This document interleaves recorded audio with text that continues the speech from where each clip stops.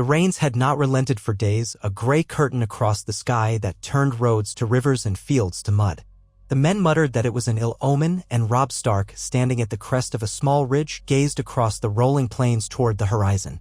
Where once he might have seen promise, the future of a victorious campaign, now all he saw was the haze of unending conflict. War seemed endless in these southern lands, draining the strength of his loyal bannermen and sapping the resolve in his heart. He reached down to scratch gray wind behind the ears. The dire wolf pressed his muzzle against Robb's leg and gave a deep, rumbling growl at a distant crow. Nearby, the Great Jon and Roose Bolton's men made camp, small fires crackling in the damp. The smoke curled around tents battered by the constant drizzle. Robb closed his eyes. He felt each drop on his brow like a small needle, reminding him of how far he'd come since leaving Winterfell. It felt like a lifetime ago that he'd first donned armor and heard men call him the Young Wolf. But with every step deeper into southern territory, with every skirmish in the Riverlands, his mind had begun to drift back to the north. He had not spoken much of his doubts to his men. He was their king in the north now, at least, by their declaration. They looked to him for confidence, for orders, for victory.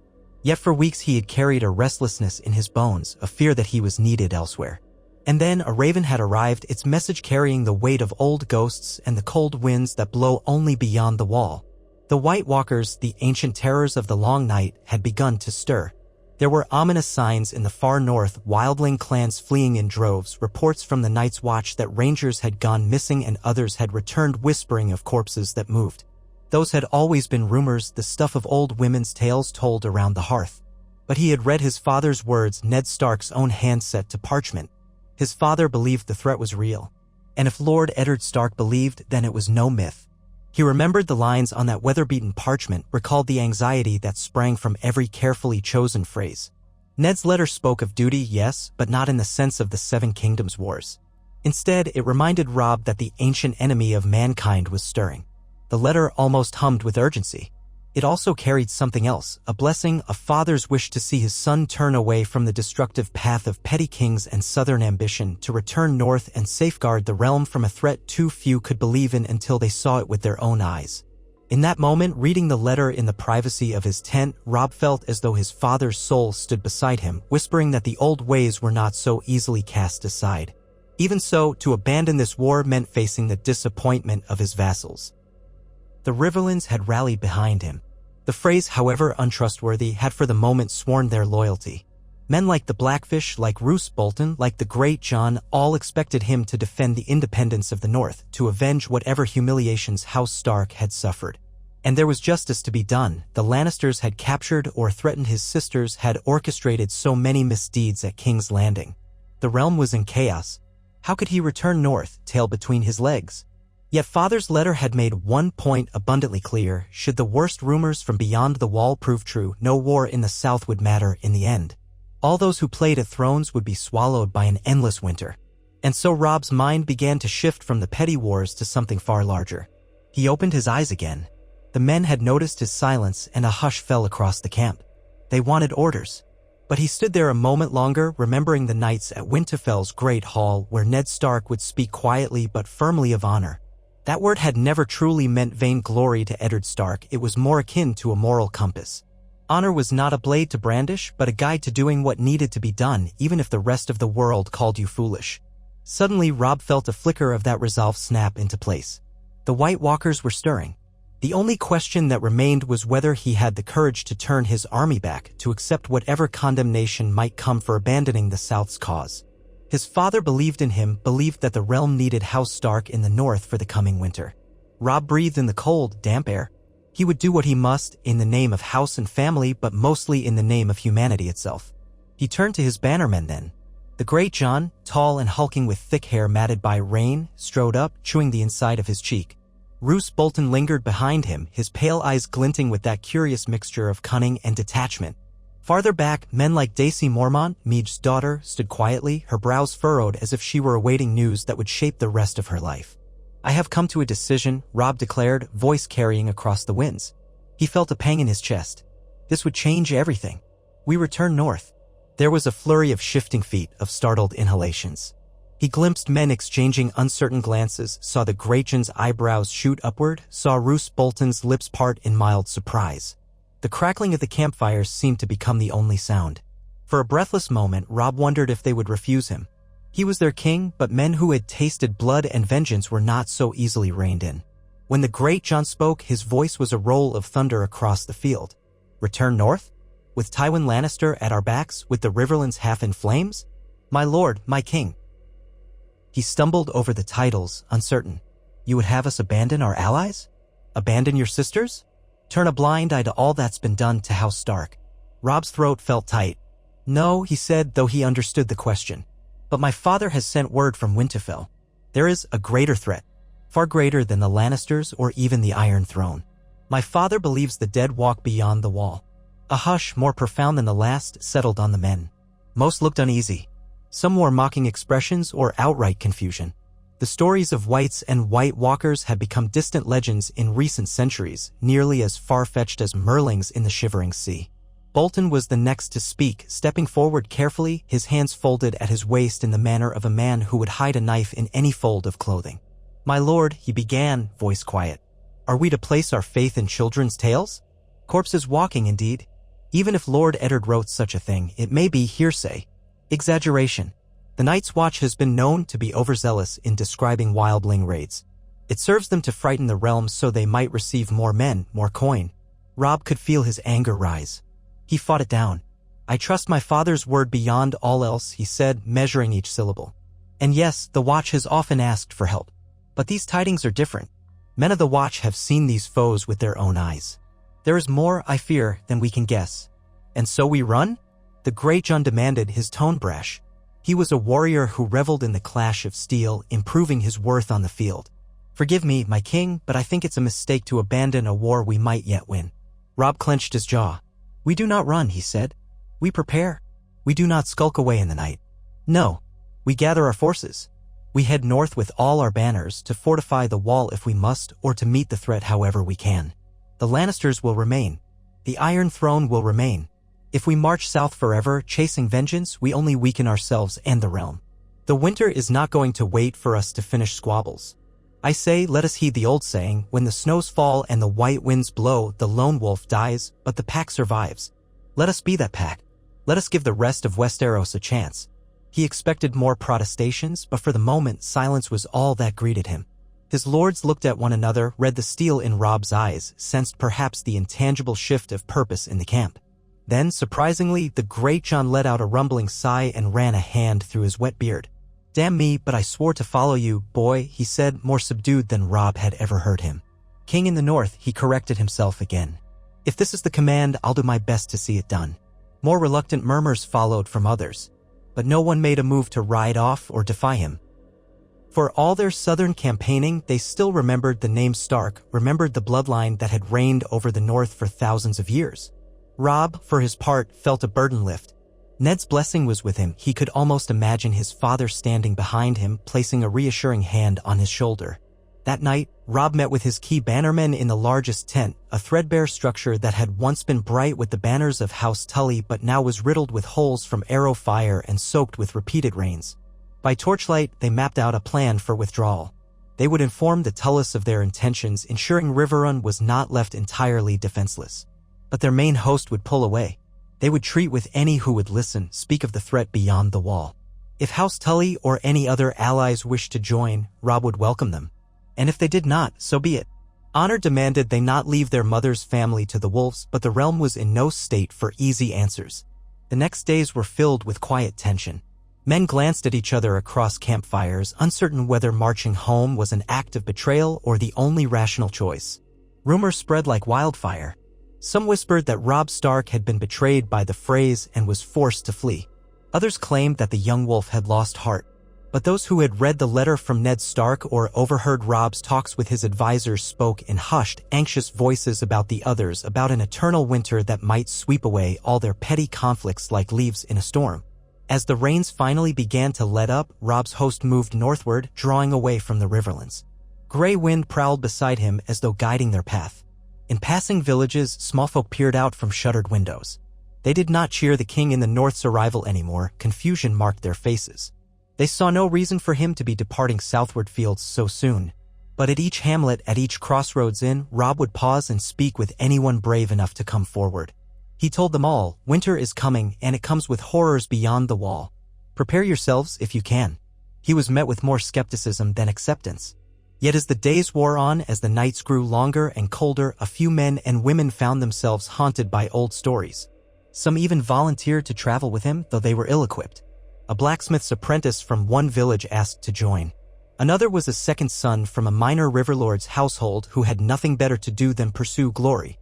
Each time Robb accepted them, he did so with a heavy heart. He had once thought of war as a place to prove himself. Now he knew differently. War was suffering, but the war of the living against the dead, if that was truly upon them, would be something unimaginable. Upon reaching Riverrun, they halted to see Edmure Tully, who came out onto the drawbridge to meet them. He wore a puzzled expression that quickly turned to worry when Robb spoke of White Walkers and the rumors from beyond the wall. Edmure's eyes seemed to flick between each of the northern lords as if searching for signs of madness. Even so, he could not deny that something about Robb's face, about the conviction in his voice, suggested a deeper truth. "My father believes it," Robb said quietly, placing a reassuring hand on Edmure's shoulder. "I'm sorry to leave you. I know the Lannisters remain a threat.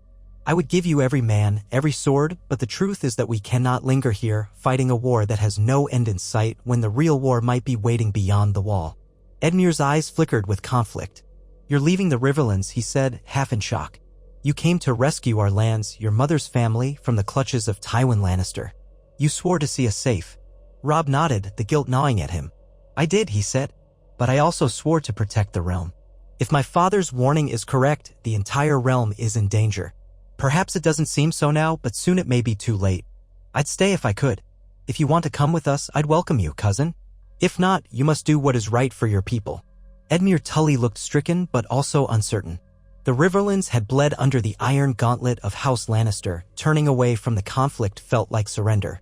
But Robb saw no immediate condemnation. Instead, Edmure invited him to dine that night to discuss matters further. They shared a meager supper in Riverrun's hall.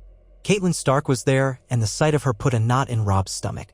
He feared her reaction most of all. Catelyn had watched her home ravaged. She wanted peace and justice for her father's death, for her people's suffering. As they ate, she listened in silence to Robb's plan, the braziers casting flickering shadows on her pensive face. When he finished, the hush grew heavy. "My son," she said, "if your father truly believes these stories, we must take them seriously. But will it not deliver the North into the Lannisters' hands if we depart now?" He shook his head. "We are not exactly departing in secrecy. My father is in Winterfell with a loyal garrison. The North is vast. The Lannisters do not have the capacity to march north unopposed." As for the phrase, he paused, eyes flicking away. He did not trust Walder Frey. But the man's crossing was crucial. "We will have to make sure the Freys know that we do this of our own volition, not out of fear. If they decide to break faith, they do so at their peril." Catelyn looked at him for a long moment as though seeing him anew. "And you," she said softly, "will you be safe, riding for the wall? You speak of dangers that have not been seen in thousands of years." He let out a slow breath. "I don't know," he admitted. "The father's letter was clear. If we do not prepare, no one will be safe. Our southern allies will not believe it until it's upon them. You know the old ways, mother. You've heard the tales from old Nan as much as any of us. What if they're true?" She watched him for a time, perhaps remembering her own skepticism about such legends. Then she placed her hand atop his. "We do as Ned asks. We are Starks of Winterfell. He has never led us astray." Edmure let out a resigned sigh. "I cannot abandon my own lands," he said. "I would be branded a coward by our banners. Even more, I cannot simply up and leave Riverrun undefended. If the Lannisters regroup, they'll burn every village. I must stay." He gripped Robb's forearm. "But I pray the gods keep you safe, cousin. And I pray your father is wrong about these terrors." Robb nodded. "I pray so too," he said, though his heart told him Ned Stark was rarely wrong about matters of life and death. At dawn, they departed Riverrun for the final time, the Tully banners left fluttering in the moist breeze behind them. The decision had been made. Those who followed Robb were not an insignificant force. They numbered in the thousands still, though some knights of the Riverlands parted ways, uncertain about chasing phantoms in the snow. Robb did not begrudge them. The realm was splintered, each region had its own battles to fight. Word spread of Robb Stark's decision faster than the hoofbeats of his cavalry. By the time they reached the twins, Lord Walder Frey was waiting, leaning on his cane by the gatehouse, a sour expression twisting his wrinkled features. The old man sniffed the air as Robb rode forward, accompanied by the great Jon, Roose Bolton, and Catelyn. A swarm of Freys stood behind him, sons, grandsons, bastards, and daughters. So, Fry croaked, the young wolf turns tail and runs? Ha! I thought to see you come back bloodied but victorious, lad. Not skulking home. Or is it that you plan to repay me for the crossing I allowed you? His voice dripped with insinuation. You made promises, my lord. Robb sat tall in his saddle, trying not to let the old man rile him. I have come to cross again, Lord Fry, he said evenly. To return to the north. There are matters of great urgency that demand my attention. Matters of great urgency? Pa! Walder Fry spat. You're deserting the Riverlands. The Lannisters will burn them. Where's your honor? That jab stung, but Robb kept his composure. I fight for the realm, not just the Riverlands. Winter is coming, my lord. And with it, a threat from beyond the wall. I would not expect you to understand or believe it, most do not. But my father in Winterfell has summoned me. The war you care about will seem trifling if the rumors we've heard prove true. And what of my precious crossing? My loyalty? All I've done for you. Walder Frey's expression was a mass of wrinkles contorted with displeasure. You want to cross again? Fine. I suppose you have the men to take the bridge if I refuse. Robb let the insult slide. I would rather pass peacefully, he said. We have no quarrel with you, Lord Fry, and we are not your enemy. Will you allow us to cross without incident? There was a moment of taut silence. Frey's watery eyes seemed to measure the host behind Robb, thousands of Northmen, still armed, still well-organized despite the hardships. He harumphed. Oh, I'll let you cross, he said at last. You Starks have ever been a troublesome lot. But mind me, boy, don't expect a welcome if you come back south again. I don't much like being disappointed. He rapped his cane on the ground twice and turned on his heel, letting younger Freys rush to do the actual logistics of opening the gates. Quietly relieved, Robb led his men through. The crossing was tense, but no violence flared. After they had gone on their way, the twins disappeared behind them like a fortress of old resentments. Robb exhaled, wondering if, in time, he might come to regret not dealing more harshly with Walder Fry. But the man was an afterthought now compared to the gathering storm in the north. They continued their long march, passing out of the Riverlands at last. The ground grew rougher, the forests became dense with pines. The wind shifted, carrying the faint tang of the far north. A sense of purpose began to grow in Robb's heart. Each day, they drew closer to the land that had birthed them. And with each day, the men's spirits seemed to lighten in some measure, despite the grim reason for their journey. They were going home, after all. But war does not stop simply because one army chooses another course. The realm was still in chaos. As they neared Moat Cailin, word reached them that King Renly Baratheon was dead, killed under mysterious circumstances. Stannis marched on King's Landing. Tywin Lannister moved westward, or so rumors claimed. And the Ironborn were raiding up and down the coast. They had even taken certain holds in the north, harrying small fishing villages. The news made Robb's lips thin with anger. Balon Greyjoy had made good on his ambitions. It reminded Robb that the North was threatened not only by legends but by raiders and turncoats. In truth, their return might have been needed even if the White Walkers were but a fever dream. A hush fell over the host when they saw Moat Cailin's ancient towers jutting from the bog. Even half-ruined, those watchtowers had once repelled entire southern invasions. Now, the Stark banners, grey dire wolf on a field of white, hung in tattered remnants. There had been a small garrison there. As they approached, they found battered gates, the stench of rotting corpses, and not a living man in sight. What happened here? Catelyn asked, her voice muffled by a gloved hand pressed to her nose. She stood on a fallen log, scanning the devastation. Roose Bolton crouched beside a corpse, turning it with his dagger. Ironborn, he said in that quiet, unnerving tone of his. He pointed to an axe embedded in the man's ribcage. Their handiwork. He glanced up. They took the fortress, or so it seems, then abandoned it. Hardly a surprise, Moat Cailin would be valuable if they wanted to hold the neck, but perhaps they had too few men. Robb stared at the emptiness of that ancient defense, rage smoldering in his chest. He thought of Theon Greyjoy, once his friend and ward, who had parted ways with him early in the campaign to negotiate with Balon Greyjoy for an alliance. They all knew how that had turned out. Balon had declared himself king of the Isles and the North, rejecting the Starks and launching raids of his own.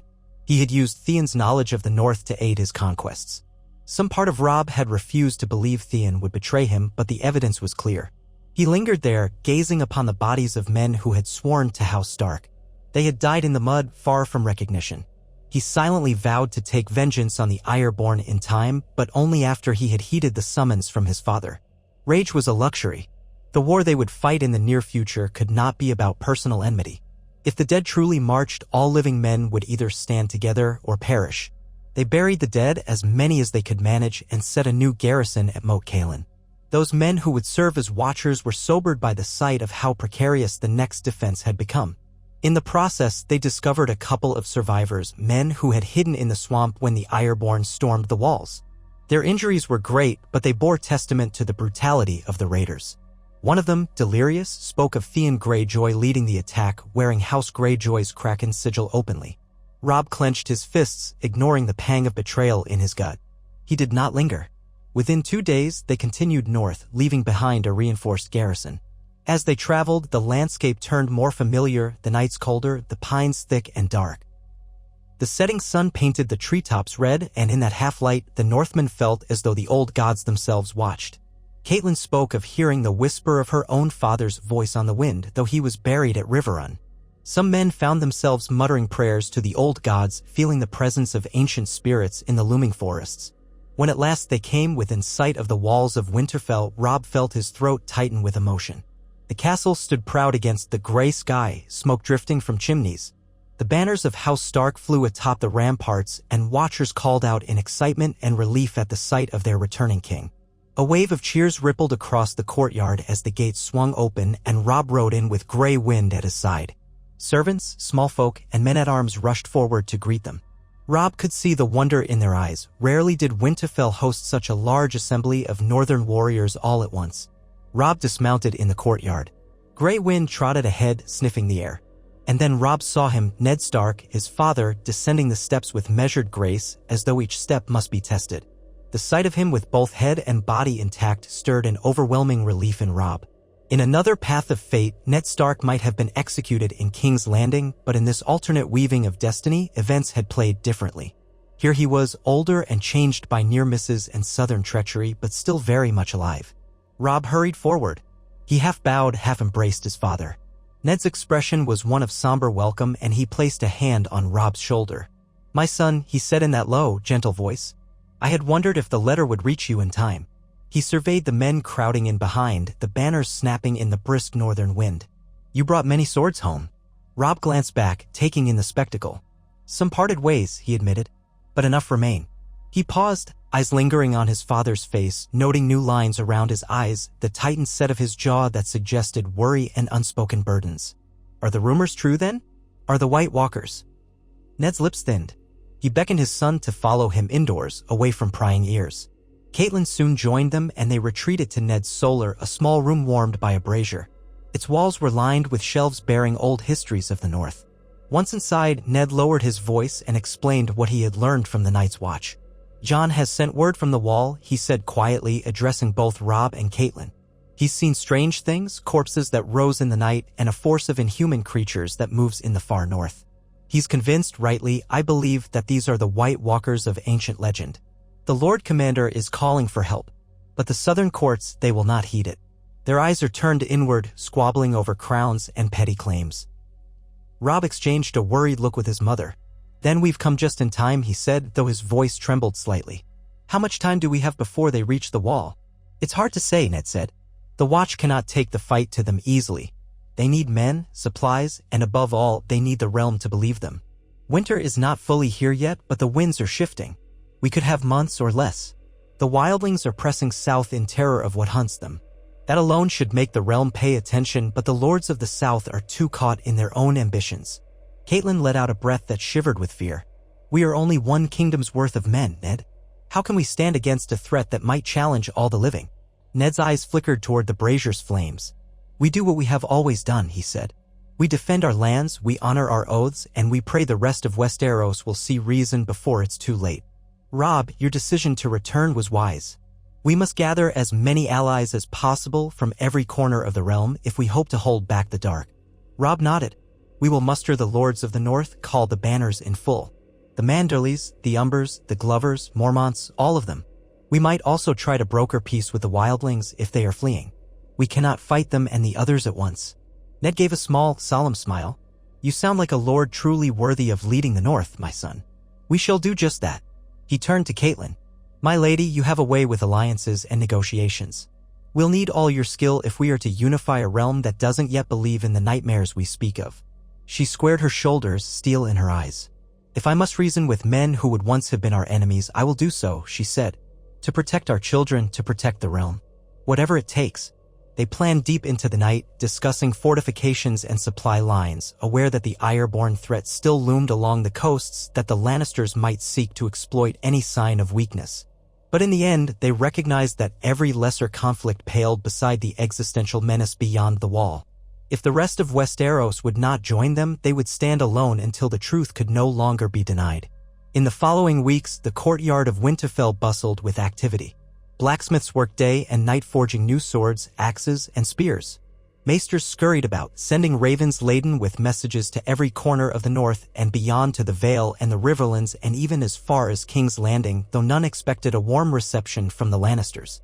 Garrisons were expanded. Grain stores were fortified. Old towers were repaired. For many of the younger men of the north, it was the first time they had seen Winterfell so alive and purposeful since the day King Robert came north years before. Catelyn spent countless hours drafting letters to her father's bannermen to houses that might yet heed the Tully name, explaining that a darkness was coming and that if they would ride north, House Stark would not forget such an act of bravery. Whether it would be enough remained to be seen. Amid all the hustle, Robb found moments to walk beneath the weirwood in Winterfell's Godwood. The carved face stared down with red eyes, the bark white as bone. Here, the old gods had listened to prayers for thousands of years. Robb found himself kneeling in the hush of the ancient trees. Sometimes he prayed for guidance. Sometimes he prayed for the men who had died for him or for those who still might die in the battles to come. Often he prayed for his sisters, Sansa and Arya. Where were they now? Word from King's Landing was scarce. Were they safe? If only he could spare men to rescue them. But that would mean sending them south again. Robb knew that might be a distraction, a dangerous one, from the threat in the north. Still, the guilt gnawed at him. He whispered to the weirwood that he would not forget them, that he would find a way to bring them home. One afternoon, he found himself face to face with his father beneath the crimson leaves. Ned stood quietly, hands clasped behind his back. No words passed between them for a long moment. It felt almost like a dream to Robb to have his father alive and present, given how close they had come to losing him in King's Landing. But the warmth in Ned's eyes anchored him to reality. At length, Ned placed a hand on his son's shoulder. "I am proud of you," he said quietly. "Many men your age would see this threat as naught but an old tale and continue chasing glory in the south." Robb bowed his head. "Sometimes I wonder if I made the right choice," he confessed. "My men speak of battles left unfinished. The Lannisters remain unpunished. The Ironborn raid our coasts. At times I feel like I have chosen the uncertain fight, one many believe is imaginary, over the obvious one." "There will be a time for justice," Ned replied. "The realm does not forget the crimes of House Lannister. But if we let the long night descend without preparation, there will be no realm left to remember anything." Robb nodded. "Father," he began hesitantly, "you've said we must unite the realm. But how? The Boltons and the Karstarks bicker among themselves. The Manderleys are preoccupied with the threat of Ironborn raids. The Umbers want to march south and destroy the Greyjoy footholds. How do I convince them to face the threat of Walking Dead instead?" A ghost of a smile tugged at Ned's lips. "By speaking truly, by showing them what you've shown me, the determination of a Stark. You must gather them here, put aside their smaller feuds, and remind them that this is their land, their families, their children. If they do not rise now, their lineages end forever in the cold dark." Robb felt the words settle in his heart like a call to arms. "Aye," he said. "We'll show them. Let them see the truth. The Night's Watch is sending envoys, you said? Maybe they can speak of what they've seen." Ned inclined his head. "They are. We will gather the greatest lords of the north and any from south who care to come, and we shall let the Watch present their case. After that, no man of honor could refuse. If they do, the old gods help them." In the days that followed, ravens went out summoning the lords to Winterfell. One by one, they began to arrive. The Great John was already present with many of his men, roaring at the top of his lungs about wanting mead and a good fight. Roose Bolton lurked in the shadows, a half-smile on his lips, quietly offering to help unify the northern lords in ways that made Robb uneasy. The Karstarks rode in, subdued after the losses they had suffered earlier in the war. The Mormonts came from Bear Island with fewer men but unbreakable resolve. The Manderleys arrived last, with a large retinue that looked half-starved from defending White Harbor against raiders. They gathered in the Great Hall, a place that had seen countless feasts and celebrations. Now it was hushed, tense, each lord watching the others, uncertain of what news was so urgent that the Lord of Winterfell and the king in the north would call them all together. When the time came, Ned Stark took the dais with Robb at his side. At a signal, the doors at the far end opened to admit a small group of black-clad men. At their head stood a scarred ranger whose eyes flicked warily across the hall. Ned introduced the ranger as Ed Tollett, nicknamed Dolorous Ed by his brothers in the watch. Ed stepped forward and began to speak in a deadpan tone that belied the horror of his words. He described the bodies that rose in the night, the pale spiders that prowled behind the curtain of the far north, the mysterious white walkers with eyes of ice. He recounted the stories shared by wildlings who had fled, entire villages emptied as an unstoppable force advanced. In the hush that followed, the assembled lords of the north exchanged glances, some disbelieving, some frightened. Then Ed said, in that same monotone voice, "They're real, my lords. I wish they weren't, but they are. I've seen them with my own eyes. Several of my brothers are dead, or perhaps I should say more dead than usual. The watch begs you, if you value your lives and the lives of your children, send men and supplies. Let us hold them back at the wall. If the wall falls, there's nowhere else to run." A tremor of uneasy whispers followed. Then Great John Umber stood. He towered over most men. "We are men of the north," he bellowed. "We've heard these tales, but do we truly have proof? Corpses that walk, that's madness." Yet there was an uncertainty in his voice, as though the thought of such a foe both intrigued and terrified him. Ned stood, hands on the table's edge. "I have spoken with Lord Commander Mormont. I have read the letters sent by my son Jon Snow, who serves on the wall. I trust them, and so does Robb." He glanced at his son. "It's time we set aside every petty squabble. The Umbers and the Boltons, the Karstarks and the Manderleys, all of you. The enemy we face knows no house loyalties, only death." A hush settled. Then the Karstark lord, Harrion Karstark, younger than his late father Rickard, bowed his head. "My men and I follow House Stark," he said simply. "If you say this threat is real, we believe you. We'll fight." One by one, the rest agreed. If they had doubts, they kept them to themselves in the face of House Stark's conviction. And so the North stood. Messengers would be sent. The lords would muster their men, gather supplies, and prepare for the march to the wall in force. They would let every hearth in the North know the truth. The winter was not just a season, but a darkness that could swallow them all if they did nothing. In the following weeks, a massive preparation began. Word arrived that the Ironborn, emboldened, had struck at Deepwood Moat. Lady Glover had barely escaped, her home taken. The news infuriated many. Some demanded that the combined forces first drive out the Ironborn. But Ned counseled caution, as did Robb. They would need every sword for the wall. Perhaps a smaller force could secure Deepwood Moat or strike deals with the mountain clans to harass the raiders. But their main strength would go north.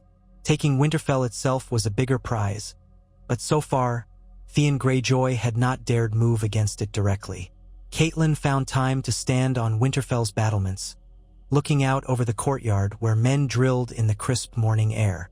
Robb came to stand beside her, silent for a moment.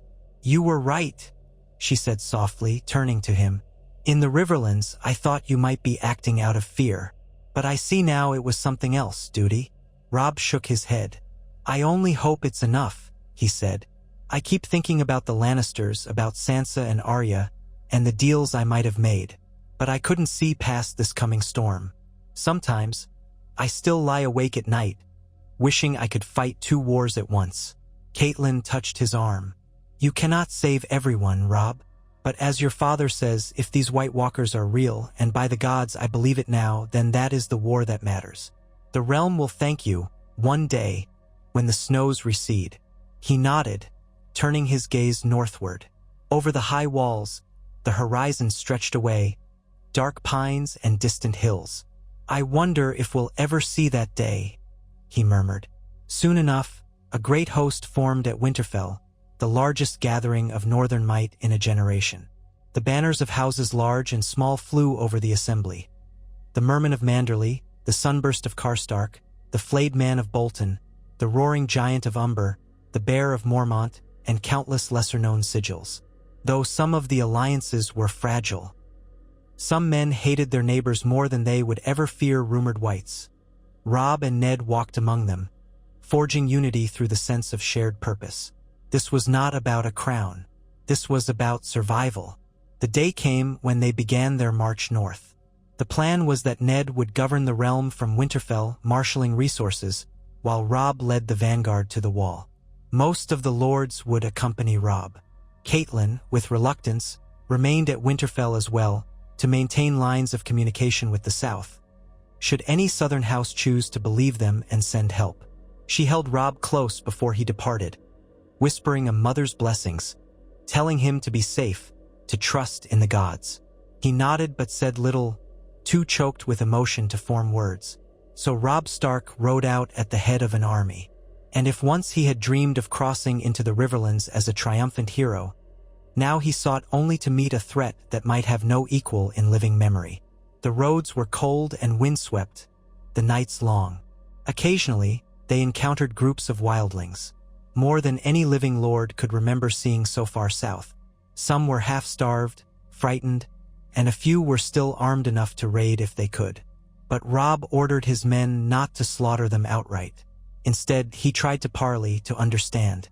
Many of the wildlings spat at the mention of kneeling, but they also spoke fearfully of creatures who came in the night. Some joined Robb's march. Others fled even farther south. It was a strange alliance, uneasy, but necessity makes for alliances once thought impossible. The closer they got to the wall, the more the temperature seemed to drop, as though winter were creeping down from the lands beyond. Trees stood bare, their branches reaching skyward like skeletal fingers. Patches of snow lingered on the ground, even though the deep of winter was not yet come. At last, they caught sight of the wall's immense height, a shimmering barrier of ice that dwarfed any fortress in the south. Men grew silent at the sight. Some had never seen it before. It stole their breath. They found the Night's Watch in a flurry of activity. Black brothers patrolled the top of the wall, archers drilled in the courtyard below, and fresh trenches were being dug. Lord Commander Jeor Mormont received Robb personally at Castle Black. He greeted him stiffly but with respect, and his face softened when he saw the might of the North arrayed behind the young king. Robb noticed that Mormont looked older than he remembered, wearier, as though weighed down by knowledge that no one else in the realm shared. "You came," Mormont said. "I was not sure the North would heed our call, but I should have known Ned Stark would not forsake us." Robb inclined his head. "We're here," he replied. "We have many men and some supplies, but not nearly enough to feed a long campaign. We'll need the Watch's guidance on how to deploy them." Mormont led Robb along the ramparts, pointing out key positions. Their watchfires glowed feebly against the biting wind. "We don't know exactly where or when they might strike," he confessed. "But we do know the wildlings are fleeing in droves, forced south by an army that can't be reasoned with. I've lost many rangers, good men like Benjen Stark. Some have disappeared without a trace, others returned as whites. It's worse than you can imagine." Robb gazed off into the infinite stretch of white beyond the wall's northern face. "We'll do whatever we can," he said. "How many men does the Watch have left?" "Fewer than 1,000, Mormont said gruffly. "But your men more than triple our number, and I hear more are on the way from Winterfell. That might be enough to hold if they come in a single wave." The old crow scowled. "That, lad, is the question. The White Walkers are cunning. They move in the night, strike swiftly, and vanish. They have creatures I've never seen, like giant dead bears. They have others." His voice lowered. "We suspect they have monstrous spiders, though none have confirmed it. Their presence chills the air so that your breath freezes before your lips. Swords of plain steel do little to them, but dragonglass, obsidian, may be our best hope." Robb's eyes widened. "We have little of that in the north," he said. "Some from the old mountains. I recall hearing that Dragonstone might have a supply." Mormont replied, "But Dragonstone is in the south near the Crownlands. We have enough to arm a few. Not nearly enough if the entire army of the dead is upon us." That night, Robb lay sleepless in his quarters at Castle Black, hearing the wind howl around the ice. This was no petty quarrel. He wished he could speak to Ned again to glean more wisdom. But he must be strong. Already, the sight of so many soldiers of the North, along with the Watchers on the wall, gave him hope. Perhaps they could repel the first wave, send word throughout the 7 kingdoms that the threat was real, and rally everyone else before it was too late. Perhaps. The next weeks passed in a blur of drills, patrols, and endless planning. The northern lords arrived in increments, their banners lining the courtyard. They set up tents outside Castle Black, forming a makeshift city. Scouts ventured beyond the wall through the gates, returning with ominous tidings. More wildling tribes crossing south, some half-dead with frostbite, some carrying horrifying tales of entire villages turned into whites. Tormund Giantsbane was said to be leading a large group, but none knew if he would approach peacefully. Amid all this, Robb found a measure of reassurance in the presence of Jon Snow. The two half-brothers, though they had always been close as children, had diverged when Jon took the Black. Now they reunited in grim circumstances, but the bond between them remained. Jon brought him onto the wall's walkway, letting Robb see the vastness of the icy wilderness beyond. He spoke quietly of the things he had seen, and the relief he felt that the North had come to help. Robb embraced him, wishing the rest of the realm could see the threat as clearly as Jon did. "I do not know how many," Jon said one cold morning, scanning the horizon from atop the wall. "But I know they're out there. Soon we'll see them. The Watch's scouts won't be enough to contain them. And when they come," Robb asked, his breath fogging in the frigid air, "will we be ready?" Jon's jaw set. "We have to be," he said, and there was that quiet determination in his eyes, a mirror of Ned Stark's. The first real confrontation came not with the White Walkers, but with a band of wildlings armed with ragged spears and stolen swords. They approached the wall, battered from flight. At first, the watchmen atop the ramparts prepared to loose arrows. But Robb, recalling his father's wise words about forging alliances, rode out with a small party, hoping to treat. The wildlings were skittish, eyes darting like cornered animals. Their leader, a wiry man with braided hair and a vicious scar running down his cheek, glared at the kneeling knights behind Robb. "What do you want, crow friend?" he growled. "We're fleeing the dead. Let us pass or we'll fight. We're not kneelers." Robb shook his head. "No one's asking you to kneel," he said calmly. "If you want to pass, do so. We won't slaughter people who are only trying to live. But once you cross, the lords of the North might not be so welcoming unless you agree to abide by our laws, at least not raiding or harming small folk." The wildlings bristled at the word laws, but their desperation was evident.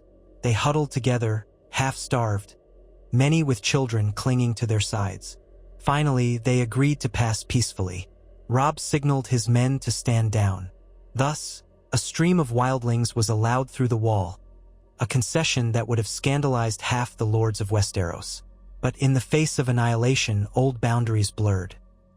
Some among Robb's own host grumbled, especially the Boltons, who saw wildlings only as murderers and thieves. Yet Robb held firm. If they turned these thousands away, many would die. Or worse, they would join the army of the dead, and that would only strengthen the enemy. So the days continued a tense waiting game.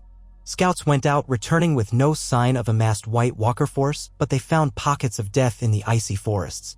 Men vanished, found later as pale whites. Whispers spread among the troops, gnawing at morale. But Robb rallied them, walking the lines, offering a steady presence, reminding them that House Stark had not abandoned them. Then, one moonless night, the horns blew. Once, twice, 3 times. The dreaded triple blast that signified White Walkers. Men scrambled from tents. Sentries on the wall shouted in terrified voices. Robb dashed out, gray wind by his side, adrenaline pulsing. He heard the fear in the horn's clarion call echo across the frozen wilderness.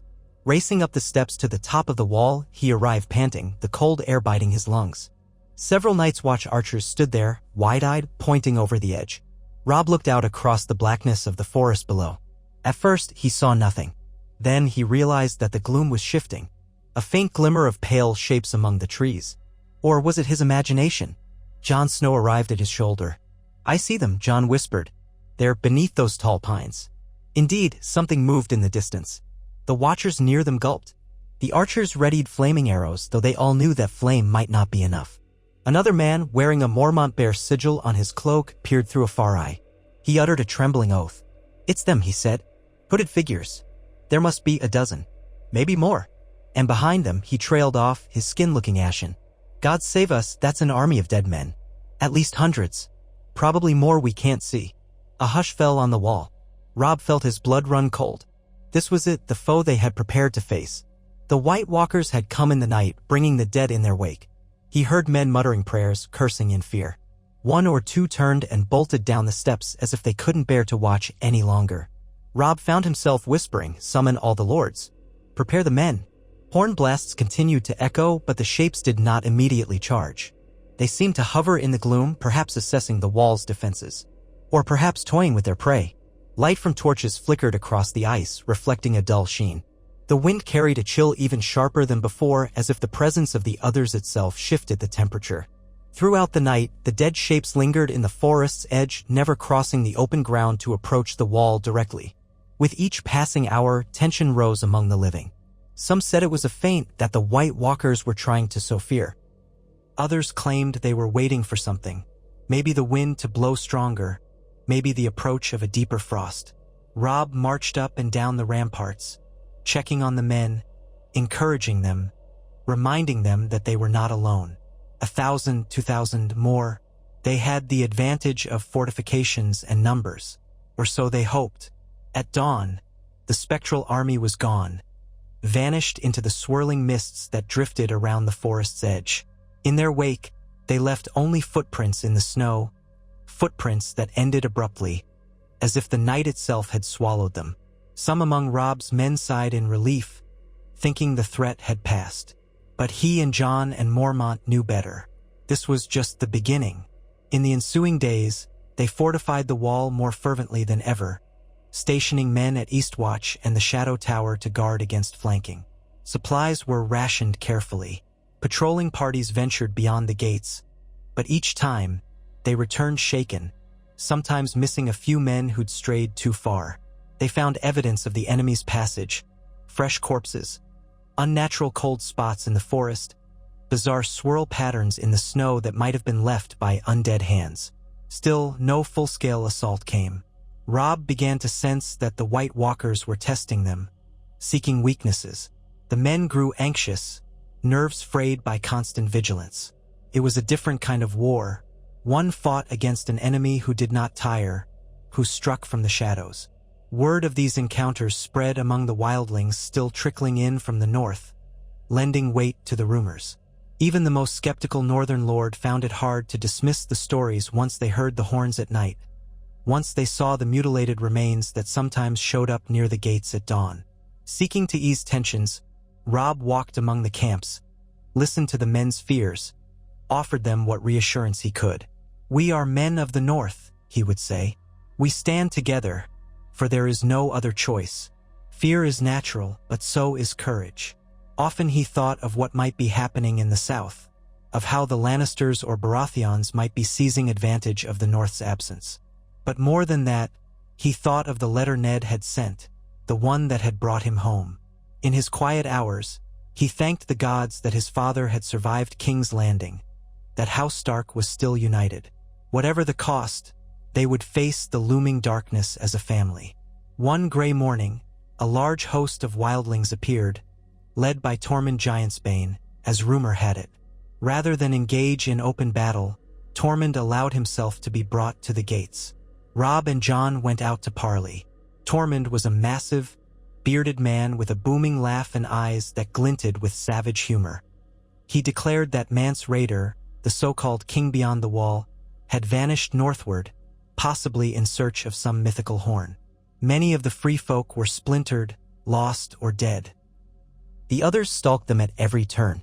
"I've seen whites up close," Tormund said, grimacing. "They don't bleed, they don't scream, they don't stop. You kill them, they rise again unless burned. So my folk figure maybe we join you kneelers for now or we die. Seems an easy choice." Robb exchanged a glance with Jon, who nodded. They gave Tormund safe passage. More free folk joined, swelling the numbers under the wall's protection. It was an uneasy alliance indeed, longtime enemies forced to coexist in the cold shadow of an otherworldly threat. Fights broke out in the camps, but punishment was swift. The living must not war among themselves. Finally, after nearly a moon's turn of this tense standoff, the enemy struck in earnest. It happened at Eastwatch by the sea. Horn blasts rang out at midnight, carrying across the black waters. A cluster of White Walkers and a horde of whites emerged from the sea itself, shambling corpses of drowned men and beasts. Some scaled the rocky shore. Others had rafts of ice. A desperate battle ensued, the Watch and the North's men fighting in torchlight. The defenders held, but at great cost. Whites of twisted sea creatures tore men apart while White Walkers shattered steel with their frosty blades. It was said that only fire or dragonglass could stop them. The Northern Lords tested that truth firsthand, losing many good men. Robb arrived with reinforcements as soon as word reached Castle Black, driving a forced march through the dark. The clash at Eastwatch was unlike any southern battle. The air itself stung with supernatural cold. Men's swords shattered against unearthly ice weapons. But with flammable pitch, with torches, with the bits of dragonglass they had, the living pushed the others back. The White Walkers retreated into the night, leaving behind a carnage of half-eaten bodies and shattered ramparts. In the aftermath, Robb surveyed the broken walls of Eastwatch, the stench of burnt flesh clinging to his cloak. Men huddled in corners, trembling from more than just the cold. He took a torch himself, helping to burn the corpses lest they rise again. Blood stained the snow in wide arcs. He fought down a wave of despair. This was only the beginning. The White Walkers had tested them at the sea. Next, they might strike at the Shadow Tower or somewhere in the open wilderness or perhaps at Castle Black itself. And how many times could the living muster a defense if the others kept coming and coming, bringing new whites with each victory? But there, amid the devastation, Robb found a grim resolve kindling in his heart. He knelt beside a fallen brother of the Watch, closed the man's eyes, and vowed to himself, if it takes every drop of Stark blood, we will hold. We will not break. The dead cannot have these lands. We will see the dawn. When he stood, battered and soaked with the sea's chill spray, he saw his banner still flying, the direwolf of Stark, whipped by the wind, refusing to bow. In that moment, he understood that the North would endure if they held fast to each other. He had chosen to abandon the War of Crowns, and though some might call him craven or fool, he knew now it was the only choice that made sense. For if they did not stand here, together with the Watch, with the free folk, with every man willing to fight, then all the crowns in the 7 kingdoms would eventually lie atop frozen corpses. For days, they tended to the wounded, rebuilt the defenses, and prepared for the next onslaught. Messages were sent south again, pleading with any who would listen. But time was short and winter's grip was tightening. Robb's hair was flecked with ice, his armor stank of sweat and blood, and still he carried on. He led scouting expeditions, ensuring that if the others advanced again, they would not catch the living unawares. He prayed at whatever godwood he could find, though the true godwood was hundreds of miles south at Winterfell. Every day he remembered the words of House Stark, "Winter is coming." Now, more than ever, they rang in his ears like a warning from ancestors long gone. One quiet morning at Castle Black, Ned Stark himself arrived, having hurried north with a small retinue to assess the situation and lend moral support. Robb caught sight of his father riding through the gate and ran to meet him, ignoring the stares of men unaccustomed to such displays. Ned dismounted stiffly, clearly fatigued by the journey, but he embraced Robb, eyes shining with concern and pride. They walked along the courtyard where men sparred half-heartedly or sat cleaning weapons. The weight of dread was palpable, but Ned's presence seemed to bring a hint of reassurance. As father and son stood near the archery butts, Ned looked out over the men. "You have done well," he said quietly. "The defense at Eastwatch. Gior Mormont told me you led the charge that saved the fort from utter ruin." Robb shook his head. "At too high a cost," he said, voice thick. "We lost so many and the others retreated before we could destroy them. They'll come again." Ned nodded gravely. "Aye. We must be ready. We will call upon every man the North can spare. The Manderleys are sending ships, though the seas are treacherous. We have some dragonglass from the hills, but not enough. I've appealed to Stannis at Dragonstone, but I don't know if he'll heed me. He's too embroiled in his own war." Robb looked up at the towering wall, eyes shimmering in the pale light. "Do you think the rest of Westeros will wake up in time?" he asked. "Or will they continue their petty fights until the others knock on the gates of King's Landing?" Ned's face was solemn, etched with lines of worry. "I fear they may not believe until it's upon them. But that's why we stand here. We give them a chance to open their eyes." They fell silent, father and son, each weighed down by the enormity of the challenge ahead. Then Ned placed a hand on Robb's shoulder. "Whatever comes," he said, "we face it together. You have made me proud, Robb." In that moment, a flush of emotion surged in Robb. He realized he had never truly felt so certain of his purpose. The boy who had marched south to free his father, to avenge perceived wrongs, had become a different man. The war for the Iron Throne seemed a world away, overshadowed by a far more pressing battle. This was what it meant to be a Stark of Winterfell, to hold the line when the cold winds blow, to stand sentinel against the dark. That night, horns sounded again, once, twice, thrice. Another threat, another test. Men scrambled to their posts. But this time, Robb Stark did not feel the same paralysis of fear. He was no longer the young wolf chasing victories in the south. He was a guardian of the realm, heir to an ancient duty that stretched back to Bran the Builder and the First Night's Watch. Grey wind howled at his side, the great direwolf's cry echoing off the ice. Robb drew his sword, heart pounding, and prepared to show the others that the North was not so easily taken. He stood atop the wall, frost crystallizing in his hair, gazing into the night. Somewhere down there, the White Walkers moved like silent phantoms, heralds of a winter beyond imagining. Let them come, he thought. Let them see that the living remember who they are, that the living do not bow to death. A part of him grieved for the men who would die in the coming battles. A part of him worried for his sisters, far away in the labyrinth of King's Landing. But in that moment, the call of the horns sharpened his senses and the vision of a new dawn filled his mind. He could feel Ned's hand on his shoulder, the presence of the lords of the North behind him, and the hearts of countless men awaiting his command. And he knew that if it cost him his life, if it cost him everything, he would not let the night take them without a fight. The horns sounded again. Robb raised his sword, and the North answered as one. They would not abandon the wall, nor each other, nor the realm that sneered at their warnings. They stood, united behind House Stark, behind the battered Black Brothers, behind every free folk refugee who had chosen life over despair. He knew that what came next might reshape the world or end it altogether. But at least, when the chill winds finally fell upon them, they would stand as men who had chosen to do what was right, guided by duty and bound by an ancient promise that the darkness would not claim them easily, not while the blood of the first men. The blood of the kings of winter still ran hot in their veins. And so the drums of war beat again, not the war of crowns, but the war for survival. The dead waited beyond the ice, quiet as the grave. Robb Stark and his gathered hosts waited on the wall, fires flickering in the gloom. A clash of unimaginable scale loomed. He closed his eyes for a fleeting second, remembering the day he read his father's letter in that damp tent in the south, the day he turned from a bloody conflict of lords to heed a cause far more dire. He wondered if one day men would sing of the choice he made, or if there would be no one left to sing at all. Somewhere in the dark, the others advanced, their unearthly shrieks carried on the wind. Robb tasted fear but stood firm, flanked by sworn swords and new allies alike. Beyond him, the horizon was black as pitch, but in the eastern sky, a faint glow hinted at sunrise. For a moment, it was enough, a reminder that dawn always came, however long the night. The horns echoed a final time, and the watchers on the wall braced themselves. Robb gripped his hilt and gazed into the endless gloom. "Winter is coming," he murmured, voice steady with conviction. "We will meet it here." And as the first pale arrow of light touched the sky, he bared his teeth in a wolfish smile, resolved to fight for every inch of life that remained. The horns echoed their dire warning through the darkness, 3 blasts resounding like the heartbeat of some ancient beast beneath the ice.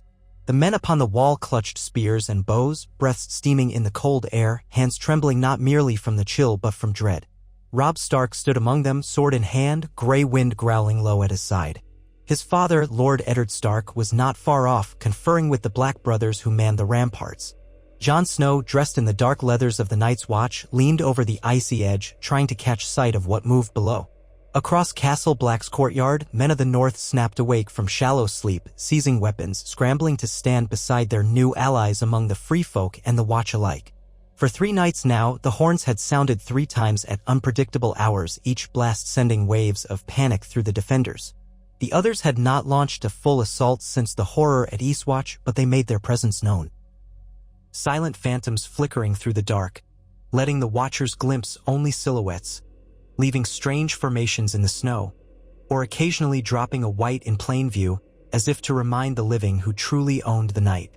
In the face of such tactics, the men found their nerves stretched to the brink. Fatigue ravaged them. Morale depended on whichever lord or commander happened to be on hand to quell the worst fears. Robb's heart thundered in his chest as he reached the top of the wall's staircase and peered out into the rolling blackness beyond. It was a moonless sky, the stars veiled by ragged clouds. Torches guttered and hissed, but their light hardly penetrated the gloom. His every breath tasted of ice. Despite the thick layers of fur and wool, the cold sliced through him. It was a deeper chill than any northern winter had ever taught him, an otherworldly cold that seemed to radiate from the shadows beyond the wall. The archers around him tried to steady their aim, but there was nothing to shoot at. He heard the scrape of boots on ice, the faint hiss of steel, whispered curses. From the far right of the battlements, Great John Umber roared into the night. "Come on, then! His voice boomed with a mixture of bravado and desperation. "Show yourselves, you bloody ice wraiths." Torches flared around him, revealing the anxious faces of Umbers and Karstarks alike. But all at once, the darkness seemed to swallow them again, leaving only the faint glow of distant campfires below. Robb forced himself to speak calmly. "Hold your line," he said, though the words emerged louder than he intended. "Hold. Don't waste your arrows." Gray wind paced at his side, hackles bristling, muzzle lifted as if to catch a scent that the human nose could never detect. Robb felt the direwolf's tension radiating through the bond they shared. Danger was near, that was certain. Yet from the vantage atop the wall, the forest at the base loomed as a mass of black shapes, occasionally etched by stray moonlight whenever the clouds parted. Ned Stark emerged from a nearby walkway. Even after all these weeks of seeing his father safe and alive, Robb felt a small pang of wonder each time they spoke. His father's jaw was set in grim lines, and a fresh streak of silver ran through his dark hair, though worry rather than age seemed responsible. "I can see nothing," Ned said softly. But the horns wouldn't blow 3 times without reason. The scouts must have seen something. Jon Snow approached, carrying a far eye and passing it to Robb. Somebody spotted whites in the woods, a large group. No sign of the walkers themselves, but they rarely show themselves until the moment of attack. His voice held that same stoic edge Robb remembered from boyhood, but now it rang with the authority of a young man who had faced unimaginable horrors. "The free folk are uneasy. Tormund's men say they feel a presence." Robb pressed the far eye to his eye, adjusting it until the view sharpened. At first, all he saw was a swirl of black. Then he began to make out the tops of leafless trees, the glimmer of snow near the clearing. Slowly, he scanned the perimeter. Though the shapes were vague, he caught movement far below, figures that seemed to shuffle and sway in a mindless dance. Every so often, a pair of pale eyes flickered like dying embers. A cold sweat slicked Robb's back. The whites were definitely there, hundreds if not more. But they did not charge. Instead, they lingered at the edge of vision as though commanded to wait. Robb lowered the far eye, exchanging a glance with Jon. "They're testing us," he murmured. "They've been doing it for nights, reminding us they can come and go as they wish." Ned's expression hardened. "We cannot stand on these walls forever, jumping at shadows. Our men grow weary." He lowered his voice so that only Robb and Jon could hear. "And if the others truly have thousands of corpses at their beck and call, then an open battle might be the death of us. We must prepare for what we can, but we can't keep every man on watch all night, every night." Jon gazed out into the darkness. "What would you have us do, father?" He still used the respectful address, though he was a sworn brother of the Watch. The lines between family and vow had blurred ever since Ned Stark had been allowed to return home. But the Watch needed every ally and the realm needed every measure of experience Ned possessed. "We hold the wall," Ned said quietly, "but we do not let fear of the unknown unravel us from within. The others want us to be rattled. They want us to lose discipline, waste our strength. The best we can do is maintain readiness, shift the guard, keep morale steady. And when they finally strike in full, we must be ready." Robb nodded, meeting his father's gaze. "I'll speak to the lords in the morning, make sure we're rotating men properly. They can't stand watch day and night without sleep." Jon added, "And I'll make sure the Night's Watch is prepared to handle these nightly alarms. We can organize smaller parties to keep an eye on the forest, maybe slip out and see what we can glean. If we find lone whites, we can destroy them and lessen their numbers." Ned turned to Jon, expression intent. "I have no doubt you're capable, but be cautious. We cannot afford to lose men in aimless skirmishes." He reached out, resting a hand briefly on Jon's shoulder. "You've seen more of the others than any man here. I trust your judgment, but do not gamble your life or your rangers' lives needlessly." Jon dipped his head in acknowledgement. "I understand. We'll be careful." At that moment, the horns ceased their cry, leaving the night eerily silent. The watchers on the wall listened, breath caught, but no new threat emerged. No sudden rush of rotting bodies, no shining blue eyes cresting the ramparts. It was almost as if the others wanted them to know there was no safe ground, that the watchers were always being watched. Robb felt the tension in his shoulders, the frustration of being unable to strike back effectively. By dawn, the presence at the forest edge had dissolved into the whitening mist. A thin crust of ice now coated the courtyard's mud, and men stumbled off to catch brief rest. Robb and Ned made their way down from the heights, accompanied by Jon and a few watchmen descending the ancient stair carved into the ice. Grey wind padded ahead, sniffing at the frosty air. As soon as they passed the gates into the courtyard, northern lords began converging, all eyes on the Starks. Great Jon Umber arrived first, his expression a mixture of anger and fatigue. "They come every night, or near enough," the Great Jon rumbled, voice low. "My men are near to snapping. We're used to battles, not ghosts in the dark. There's no glory in chasing shadows." Roose Bolton lurked behind him, silent and watchful. If he was unsettled, his pallid face did not show it. "We cannot keep this up indefinitely," he said in a measured tone. "We ration food, we build fires, and each morning we wake to find no real attack occurred, just a few lost men, stragglers who lost their way in the dark. Then the cycle repeats." He paused, letting his gaze flick over the others. "We should consider more aggressive measures." Robb stiffened but kept his composure. "Aggressive measures? Against an enemy that can raise the dead? Do you propose we march out in force, away from the wall's protection, and offer them fresh corpses?" The corners of Bolton's lips curved in the faintest of smiles. "If we do nothing, they will whittle us down. Soon half our men will be too exhausted or too frightened to fight effectively. We should at least send experienced scouts further north, search out their lairs, if they have them. We kill the walkers, we destroy their whites. Or better yet, perhaps there's a place we can trap them." Murmurs rose among the cluster of lords and black brothers. Some nodded, seeing sense in the idea. Others recoiled at the notion of venturing into the dark beyond the wall. Robb looked to his father, remembering Ned's caution about risking men in unknown terrain. But he also understood the logic. If they waited idly, the others controlled the game. Ned's voice cut through the murmuring. "We have to balance boldness with wisdom, Lord Bolton," he said.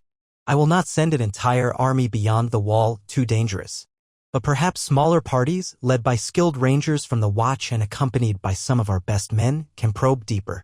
If they can find the enemy's main body, or glean how large it truly is, we'll know whether we can face them in the open or must rely on the wall exclusively." "That's better than cowering," Great Jon said, crossing his arms. He shot a glare at Bolton as though resentful he had to agree with anything that man proposed. "I'll organize a scouting force," Jon offered. "I know some of the best rangers." Qhorin Halfhand's men, though Qhorin himself is gone or believed dead. Dollar said has been out there often. "And you have men like Ronald Glover, who's proven capable these past few weeks." Robb glanced around. "We'll pick volunteers. No one should be forced to go," he said firmly. "We'll need 5 or 6 small parties, each with a mix of Watch Rangers and Northern soldiers. The free folk may volunteer too, some among them know the lands beyond better than any." Tormund Giantsbane, who stood nearby with his arms folded, let out a half-laugh. "Aye, some of us can help, so long as you don't treat us like enemies. We still know how to track game in the Frostfangs."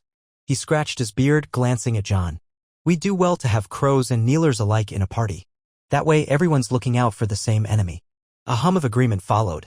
The tension among these unlikely allies remained, but necessity had forced them into a rough cooperation. For all that, Robb could see in Tormund's eyes a real desire to fight back. The free folk hated the others as much as any man might hate an ancient, implacable foe. "Then it's settled," Ned said.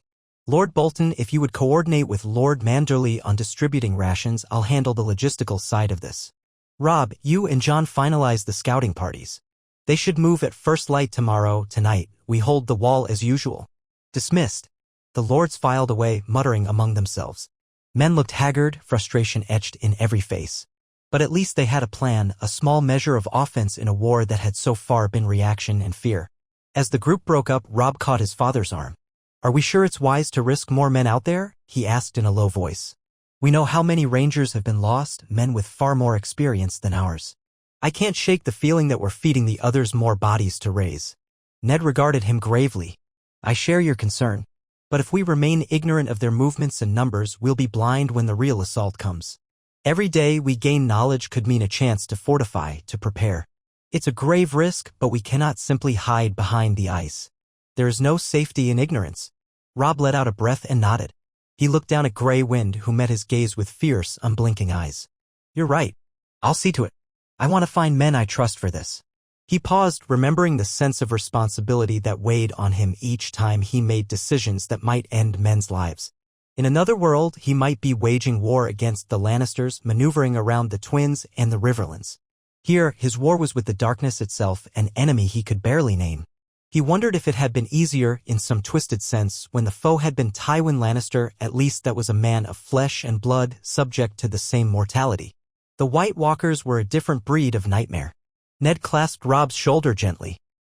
"I'll be here if you need counsel," he said. "Don't bear this alone." Robb offered a small smile, grateful for his father's presence. "Thank you," he murmured. "I thank you." They parted, each heading to responsibilities that felt endless. Robb found Jon once more and they began sorting through lists of possible candidates for the scouting missions. Just as they'd said, they wanted volunteers, so they spent much of the day pulling aside men of proven skill, rangers from the Watch, certain Stark bannermen who had excelled at tracking and hunting, a handful of free folk. Tormund himself declared he would go, claiming he'd wrestled bears in the haunted forest more dangerous than any white. Jon knew better than to question him. By day's end, they had assembled 7 parties of about 10 each. It was more than they'd initially discussed, but a wave of volunteers had come forth from some houses eager to do something proactive, fed up with trembling behind the ice. Robb felt both pride and fear in seeing how many were willing to face the unknown. After delivering instructions, maps of known terrain, signals to use if under attack, guidelines to burn any whites they downed, the scouts prepared to leave at dawn. Night fell all too soon. As the encampment settled in for another wary vigil, many men prayed to the old gods, or in some cases, the Seven. The free folk had their own ways of calling on the spirits of the lands. Sparks from campfires drifted into the cold air as the watchers took their positions. Robb decided not to climb the wall this evening. Too many nights spent pacing the battlements had drained him. Instead, he helped the men set up a perimeter of torches along the northern edge of the courtyard, ensuring no stealthy white could creep up unseen. Grey wind padded beside him, ears pricked at every distant sound. By midnight, Robb found himself drifting among the tents, greeting men huddled by fires, listening to their stories. Some sang soft songs, voices subdued by the weight of fear.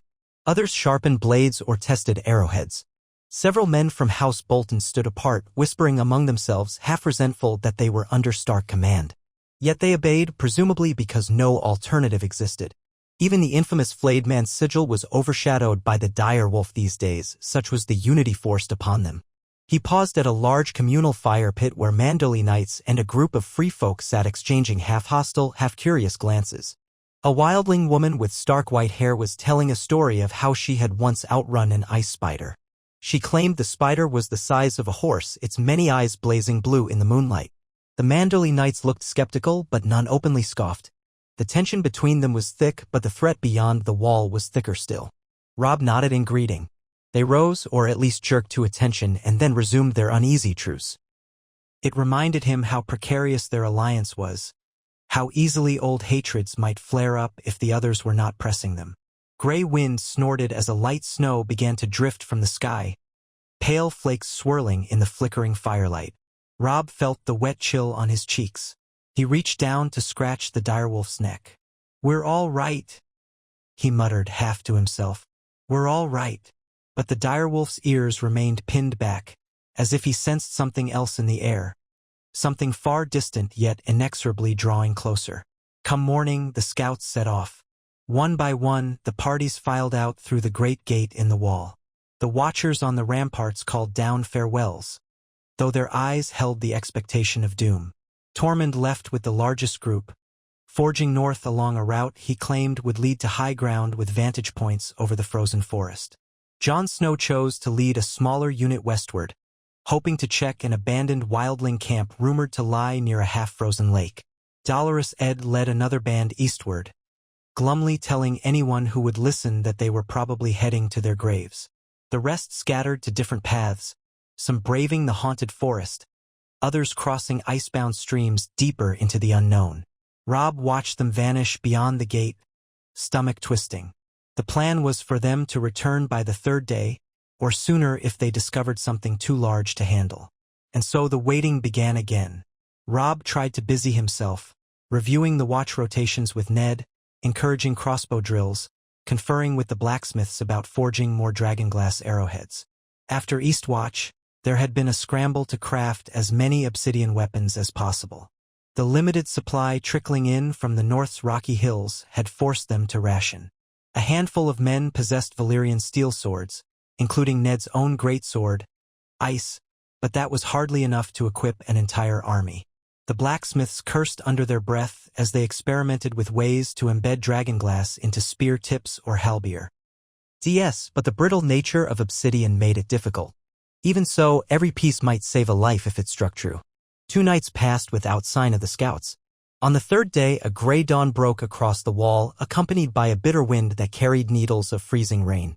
Robb pulled on a heavy cloak and stood by the gate with Ned, waiting anxiously for any returning party. The courtyard behind them bustled with men similarly anxious, some holding blankets and medical supplies in case of wounded.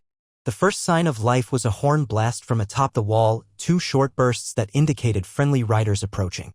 Robb's heart leapt, but he tamped down the surge of hope. Not all who returned would bear good news.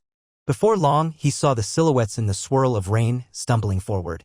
It was Dolorous Ed's party, or what was left of it. Half the men were missing. Ed himself rode at the front, face drawn and ashen. 2 horses dragged a makeshift sled bearing what looked like bodies, wrapped in cloaks soaked through with half-frozen blood. The moment they passed the gate, Ed swung off his horse, nearly collapsing from exhaustion. Ned stooped to support him, and Robb signaled for a maester to hurry over. One of the surviving men tried to speak, but his lips quivered uncontrollably from cold and horror. Another simply stared at the ground, shaking his head. Ed's voice emerged ragged. "Found them. Others in the forest. They came out of the trees. We burned some whites, but the White Walkers themselves," he broke off, coughing. "We lost men. Half of us. At least. They took Jack Bulwer with an ice spear right through his chest. He rose not an hour later. We had to burn him too." Robb felt a sickening jolt in his stomach. "Did you see how many walkers? Or the size of any army?" Ed swallowed hard. "Only glimpses. We think at least a dozen others with 100 whites behind them, maybe more. They melted away as soon as we tried to regroup. Like they were toying with us. One moment we were fighting, the next they were gone. But those spear things, gods, they're silent and so cold it burns. We only managed to kill 1 walker with a lucky dragoglass arrow, and it just shattered into 1,000 icy shards." He shivered as though reliving it. Ned pressed him gently. "Your men will be cared for. Rest. You did well to return." Before Ed could reply, more horn blasts rang out, this time from the western approach. Robb and Ned exchanged grim looks and hurried to meet the new arrivals. Within the hour, 3 more scouting parties straggled in, each battered, each bearing casualties. One group had lost 2 men to whites and insisted they'd seen a figure in swirling white, tall and gaunt, watching them from behind a grove of dead trees. Another had never even encountered a direct attack but stumbled upon a clearing littered with fresh corpses, wildlings, presumably arranged in some monstrous pattern. They burned the bodies to prevent reanimation. Each returning party spoke of cunning assaults, illusions, the others appearing in multiples then vanishing, always leaving the impression that they could have pressed the attack further if they wished. Tormund's group was the next to arrive, miraculously missing only 1 man. Tormund himself bore a cut along his cheekbone, but he seemed more enraged than wounded. "We tracked a big force of whites near a ridge," he said in a roar that carried across the courtyard. "At least 200. Saw them dragging corpses around like trophies. The others themselves didn't show. We tried to pick off a few whites at the edge, but they turned and gave chase. Had to retreat. Only lost Steer the Younger. Lucky that. But still, the dead aren't just wandering. They're coordinated." By midday, only Jon's party remained unaccounted for. Robb tried to remain outwardly calm, but his worry ate at him. Ned, pacing near the gate, betrayed his tension by the constant flex of his gloved hands. Castle Black's yard fell into a hushed vigil. Men made sure the pyres were stoked, ready to burn any dead who returned. The memory of Eastwatch lingered. No one wanted corpses inside the walls that might rise. The sky hung low, gray and sullen, spitting icy drizzle. Time crawled. At last, as dusk gathered on that 3rd day, the horn sounded from the ramparts again, 2 blasts for returning men. Robb rushed to the gate, heart pounding. Through the bleak half-light, he saw movement. Jon Snow appeared, supported by 2 other rangers. His black cloak was shredded, his face pale. Behind them came a handful more men, though not the full number who had departed. 1 horse carried a body slumped across the saddle, covered in a stained, torn cloak. Robb hurried forward. "Jon," he called, taking the weight off one of the rangers who nearly collapsed. Jon blinked as if disoriented, expression taut with pain. A ragged wound marred his left forearm, though it had been hastily bandaged. His gaze found Robb's, and he managed the faintest nod. Then he swayed. Robb and the ranger propped him up, guiding him inside the gate while gray wind darted around them, whining. Ned was there in an instant, eyes dark with concern. "Maester." Over here, he shouted. Maester Mullen, sent from Winterfell, rushed forward, summoning help to carry the wounded inside. For a few terrifying moments, it seemed Jon might slip into unconsciousness right there in the muddy courtyard. He gulped air, shaking from a cold that went beyond the weather. Got separated, Jon managed in a hoarse voice. We found an old wildling camp. Bodies everywhere, but something else, and other walked right into us. Blue eyes, pale skin like glass. It used an ice sword, shattered Garrod's steel in one blow. I stabbed it with dragonglass. It shrieked, the sound was God's, I can still hear it. He paused, eyes filling with horror. That's when the others came. Whites, half a dozen. We burned what we could. Some men never made it back to the horses. Ned placed a hand on Jon's uninjured shoulder. You're safe now. Thank the gods. Jon winced, the motion sending pain through his arm. We had no choice but to run. They let us go, I swear it. They could have overwhelmed us. Robb felt a chill, recalling the similar words from the other scouting parties. The others were letting them survive, letting them see glimpses of the whites, the white-robed figures, the inhuman stares. It was all a mind game, a war of attrition.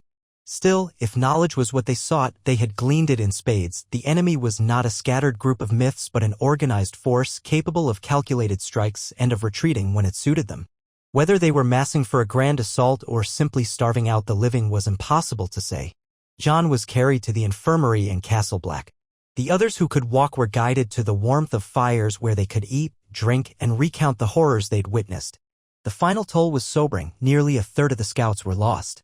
Of those who returned, more than a dozen carried wounds that might never fully heal, including burns from that unearthly cold that blackened the skin as if frostbitten in an instant. Nevertheless, they had gleaned at least a confirmation. The others' numbers were indeed growing, with whites in the hundreds or perhaps thousands in the deeper wastes. That night, Robb sat with Ned and Lord Commander George Mormont in the latter's chambers. Mormont looked older than ever, the large, barrel-chested man hunched over a table layered with maps. A candle guttered at the edge, sending strange shadows across the stiff parchment. The sound of the wind outside rattled the shutters. They're closing in, Mormont said bluntly. But not attacking in force. Could be they're waiting for the cold to deepen or for the nights to grow even longer. Ned frowned. Winter is only beginning. The nights will grow longer, the snow's heavier. If the others become stronger in the cold, they'll have more advantages, Robb finished, stomach tight. The men are already at the brink of endurance. And we still have the Ironborn raiding our coasts. Winterfell stands, but White Harbor can't send much more aid for fear of seaborne attacks. Mormont shook his head. The Ironborn mean nothing if we fail here. If these damned others breach the wall, all the coasts in the Seven Kingdoms will eventually fall. The living can't run from death itself. Ned's voice was quiet, grim. What can we do then? Our supply lines are strained. We have some dragonglass, not enough to outfit an entire army. Valyrian steel is even rarer. Stannis Baratheon has not answered our pleas for more obsidian from Dragonstone. And I doubt the Lannisters would pay heed even if I wrote to them personally. Mormont sighed, raking a hand through his gray beard. We hold. We strengthen every fortress along the wall. Eastwatch, Castle Black, the Shadow Tower, and the smaller ones we've had to abandon in the past. We can't man them all with full garrisons, but perhaps we can repair some. Force the others to spread out if they attempt a crossing along the length. Robb stared at the map. The wall stretched for 100 leagues or more. There had once been 19 castles along its length, each manned by the Night's Watch in the days of plenty. Now only 3 were truly functional, with a handful of others left in ruin. We don't have enough men, he said softly. Not for 19 castles. We might not need 19, Ned said. Perhaps if we regarrison only 2 or 3 more of the abandoned forts. Men with signal fires or horns. Then if an attack comes in those areas, they can signal and we can concentrate forces from Castle Black. Mormont nodded. Better than leaving it empty. We'll need volunteers, though. And we'll need to ensure they can be resupplied. The Haunted Forest is no place to travel lightly now. Robb remembered a conversation he'd had with the Manderley Knights about using the King's Road to bring more supplies from the south. But the Riverlands were war-torn, and alliances uncertain. Though House Tully was sympathetic, the Freys could choke off the crossing if they chose. The matter of feed and fodder for horses alone was daunting, let alone grain for thousands of men. We can send requests to the Lords of the North, see if they can muster more provisions, Robb suggested. But they're stretched thin already, defending against ironborn raids. Some harvests were poor this year. We risk famine if we take too much. Ned exhaled. It's the only option. We must do what we can. If we fail to hold here, all the north will soon be overrun. Then the rest of Westeros. They agreed on a plan. Regarrison a few of the abandoned forts with squads of Northmen and Black Brothers. Build up supply caches at each. Keep watch by day and night. They'd rotate men so none were left in isolation for too long. Meanwhile, they would continue scouring the north for obsidian, leaning on any possible store that the mountain clans might provide. Letters would be sent again to Dragonstone, to the Vale, even to King's Landing, though none held much hope of a favorable response. The living had to unite or perish. If the southern houses chose to ignore them, so be it. But perhaps word would seep out of the north, carried by travelers, and stir some noble heart to action. In the following days, the scale of these fortification efforts became clear. Men spent hours trudging west or east along the wall's base, clearing paths, repairing collapsed towers, hauling up supplies via old winches. The sight of so many men toiling in half-ruined forts felt eerie, as though they were disturbing ghosts from centuries past. Often the battered stone walls still bore the black banners of the Watch from some forgotten era, tattered and bleached by time. As the days grew darker and the nights colder, a sense of grim resolve settled over them. They were guardians of the realm in a way that went far beyond political ambition. Robb moved tirelessly between these works, accompanied by Grey Wind. While others might have delegated the labor to subordinates, Robb believed that being seen, offering encouragement, and the occasional helping hand held morale together. The men called him the young wolf still, though more softly now, with respect rather than boyish awe. Many who had followed him south to war against the Lannisters never expected to find themselves mending ancient watchtowers at the edge of civilization. Yet here they were, forging a new sense of purpose. More than once, Robb paused to think how different it might all have been if he had remained entangled in the southern quagmire. Yes, the North might have still answered Ned's call eventually, but would they have come too late, weaker and fewer in number? One early evening, he stood on the ramparts of a half-restored fort called Queensgate, flanked by a trio of Night's Watch men. Below them, the ground fell away to the haunted forest. Snow glimmered in the dying light, broken by the silhouettes of pines. The hush was absolute. Even the wind had calmed to a faint whisper. Robb's breath misted before him, and he rubbed his gloved hands, pensive. Grey Wind sniffed at the parapet, ears twitching. "These walls still stand," one Black Brother remarked. "But they're old, M-Lord. Good thing we've got men to patch the cracks. Otherwise, the first strong storm might bring it down." Robb nodded thoughtfully, his gaze drifting across the horizon. The first strong storm, or the others themselves? He remained a few more minutes, ensuring that the night guard was in place, then descended an interior staircase to where horses were stabled in a makeshift enclosure. A messenger waited there, stamping his feet against the cold, anxious to deliver a raven's note from Winterfell. Robb took the small scrap of parchment and unfurled it, scanning the contents by torchlight. The message bore his mother's handwriting.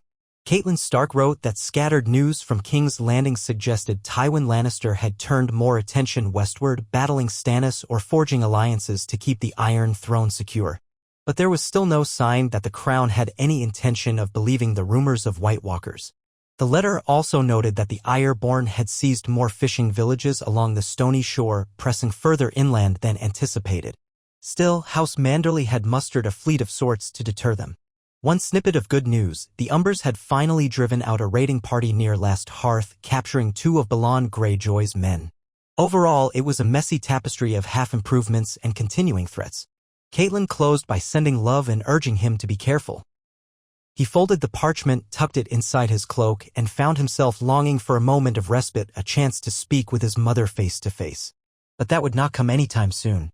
He was the king in the north in name, yes, but kingship here meant stooping to fit logs under ramparts or personally checking on the wounded in the infirmary. The realm demanded it. Returning to Castle Black that same night, he sought out Jon Snow in the infirmary. He found his half-brother upright on a pallet, biting back curses as Maester Mullen changed the bandages on his wounded arm. The slash had cut deep, inflicted by an ice-forged blade that left an ugly blackish mark around the edges of the wound. Mullen had spent days applying hot poultices and special salves, trying to ward off the creeping chill that threatened to kill the flesh entirely. "How fare you?" Robb asked softly, stepping inside. Gray Wind waited by the door, unwilling to draw too close to the pungent herbs that stung the air. Jon grunted. I felt better, but at least my fingers still move. He forced them to curl, wincing at the pain. Maester says it could have been worse. If that blade had gone any deeper, I'd have lost the arm. Mullen nodded gravely.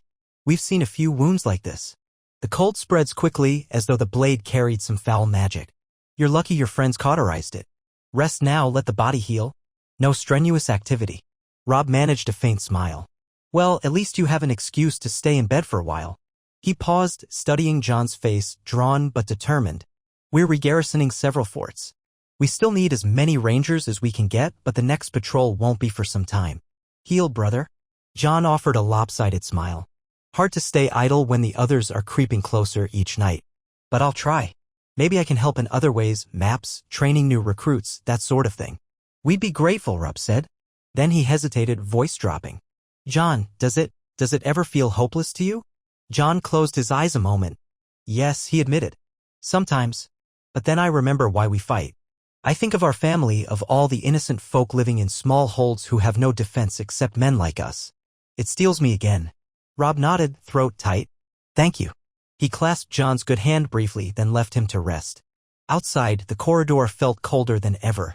Robb returned to the courtyard, gazing up at the wall. The torchlight revealed swirling snow drifting along its ice-blue surface. Everywhere, men were preparing for another night of watchful waiting. The hush carried a sense of expectation. He could almost imagine the others out there, quietly circling, as if waiting for some cosmic alignment before they unleashed their full might. He said a silent prayer to the old gods, or maybe to any god that would listen to watch over them.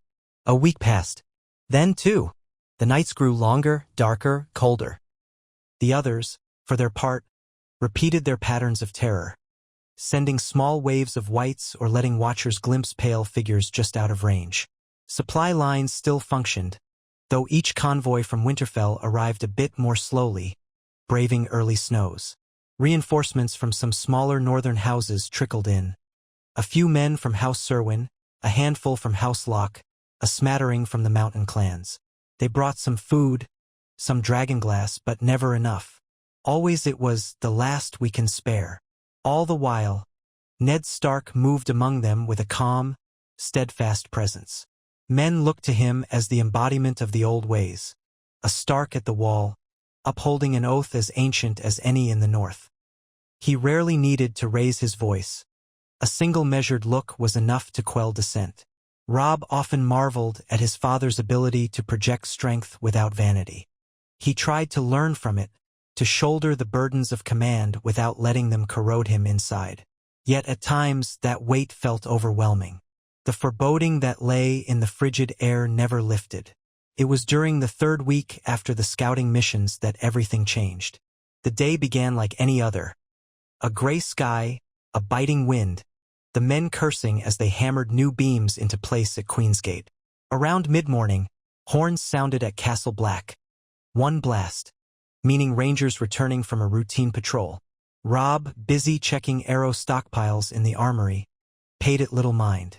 Patrols came and went daily now, often with little to report. But an hour later, a messenger found him with urgent tidings. The returning men had brought a prisoner, a living, breathing wildling who claimed to have escaped a gathering of whites deeper in the forest. And he spoke of thousands upon thousands. Robb wasted no time. He rushed to the courtyard. There, ringed by suspicious black brothers and northern soldiers, knelt a wildling man, young but haggard, his hair caked with mud and frost. He shook violently, whether from cold or fear was unclear.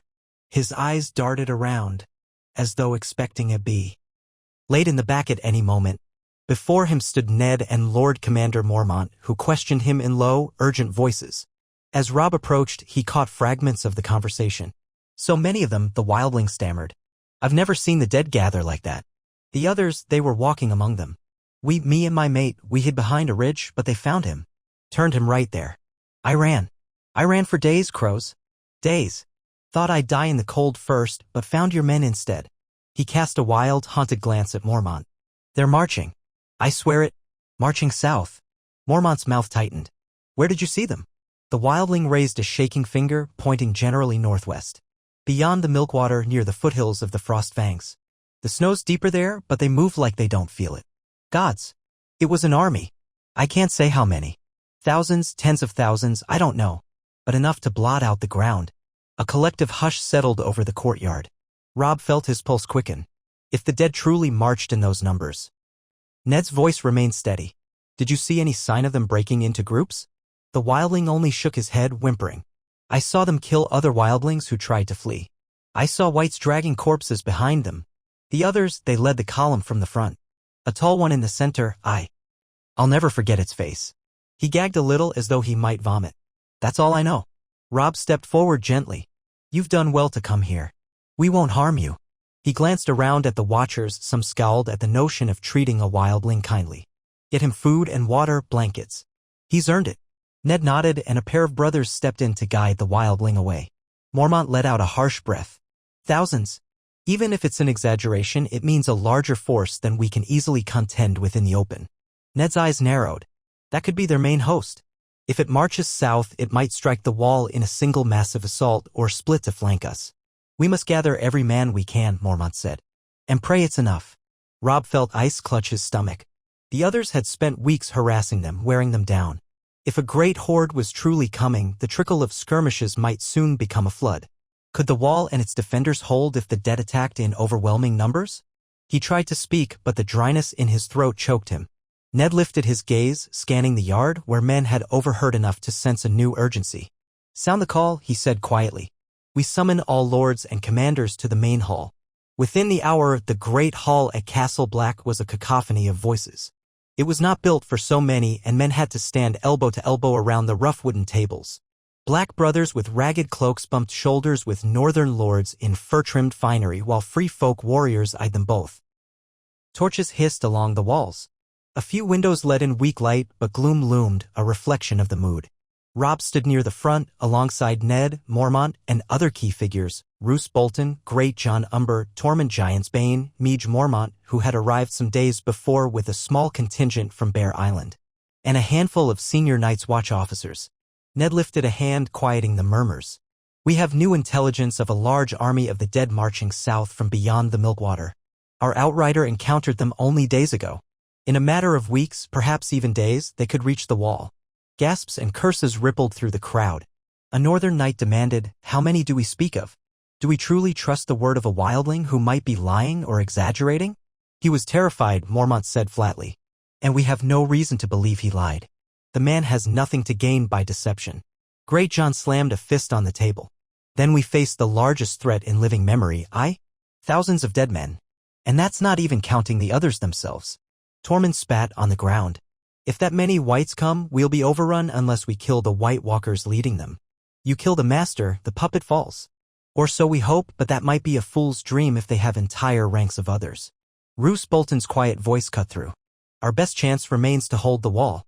Force them to funnel their numbers into tight choke points, Castle Black, Eastwatch, the Shadow Tower, and the other forts we've begun to restore. A wide army means they can't concentrate easily, but it also means they might seek weaknesses along the length of the wall. If they find a soft spot, we're finished. One of the Black brothers near Mormont said, the wall is ancient, infused with magic, so the old tales say. Perhaps the others can't simply pass through it. That magic might not hold if the enemy is strong enough, Ned replied. We cannot rely solely on old spells. We must man these defenses fully. An older Karstark knight scratched his beard. And if they come in unstoppable numbers, do we retreat south, warn the rest of Westeros? A hush followed as men exchanged uneasy glances. Robb looked at his father, feeling the weight of that question. If the wall could not hold, would they attempt to stand their ground until the last? Or would they abandon the north altogether and flee, hoping to rally other kingdoms? The mere thought of deserting the line felt like a betrayal of everything House Stark stood for. We stand, Ned said at length, his tone brooking no argument. We stand at the wall. There will be no retreat. If we abandon this barrier, the rest of Westeros will be taken unawares. Our best chance to halt the dead is here, where the land narrows, where the defenses are strong. A roar of agreement came from many northern throats. Even the free folk nodded, though they had no love of walls or kings.